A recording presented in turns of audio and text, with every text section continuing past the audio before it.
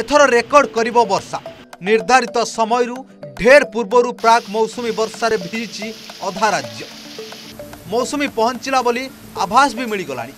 इतिमध्य केरल छुईची दक्षिण पश्चिम मौसुमी वायु पागरे आसीची बड़ परिवर्तन। पाणीपाग विभाग आकलन 8 दिन पूर्वर केरल छुईची। जून 1 रे मौसुमी केरल छुईबा ने आकलन होइथिबा बेले सप्ताहे आगरु मौसुमी छुईबा शुभंकर बोली कुआ जाउची। प्रभाव रे देशर विभिन्न स्थान रे वर्षा रेकर्ड होइची। 16 वर्ष परे 16 छुईची मौसुमी। मौसुमी छुईबा पूर्वर केरल रे पाग बदलिची। 2 दिन हेबो केरल विभिन्न स्थान रे वर्षा जारी रही। पवन घड़घड़ी सह वर्षा जनजीवन सामान्य आश्वस्त होइछि। पवन रे रास्ता उपरे गछ भांगी पड़िबार चित्र भी सामना को आसी। एपटे प्राक मौसुमी और लघुचाप प्रभाव राजधानी भुवनेश्वर रे भल 2-4 असरा वर्षा भी होइछि। दिन 10टा सुधा ओडिशा पाई कोन कहिछि पाणीपाग विभाग आसंतु सुनी नबा। पाणीपाग विभाग जहाँ सूचना रही आरब सागर रे सृष्टि जो लघुचाप अवपात परिणत होती। आज सकाळ 5:30 रे सैटेलाइट पर्यवेक्षण जना पड़ी जे गतकाली सक्रिय होता सृष्ट लघुचाप आज कोंकण तथा यार संलग्न रत्नगिरी समुद्र निकटवर्ती रे जो रही घनीभूत हो अवपात परिणत होती। आगामी किछि घंटारे यह स्थलभाग छुईब।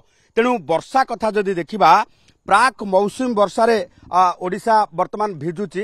तेबे एभली स्थिति रे जदि देखिबा जे वर्षा जारी रहिबो तेबे उत्तर ओडिशा एवं जदि देखिबा दक्षिण ओडिशा ये जो ए अंचल को वर्तमान पाणीपाग विभाग पक्षरु अलर्ट करा जायछि। जदि आमे देखिबा आसंता 24 घंटा भितरे केन्दुझर मयूरभंज कंधमाल गंजाम गजपति रायगड़ा कोरापुट मालकानगिरी रे प्रबल वर्षा नहीं कि येलो वार्निंग जारी करा जायछि।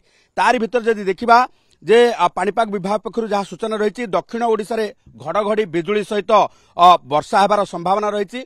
उपकूल और पश्चिम ओडिशा रे विशेषतः भावे वर्षार संभावना नथिले मध्य जदि आमे देखिबा जे काल बैशाखीर संभावना रही। तेणु आसंता काली मध्य दिन तमाम केन्दुझर मयूरभंज रायगड़ा कोरापुट मालकानगिरी रे वर्षा लागी रहिबो। 25 रु 27 तारिख काल बैशाखी प्रभाव रे उत्तर एवं दक्षिण ओडिशा रे यार प्रभाव रे वर्षा हेबार संभावना रही। एवं 27 तारिख रु पुणी जब देखिबा जे वर्षा मध्य बढ़िबार संभावना रही।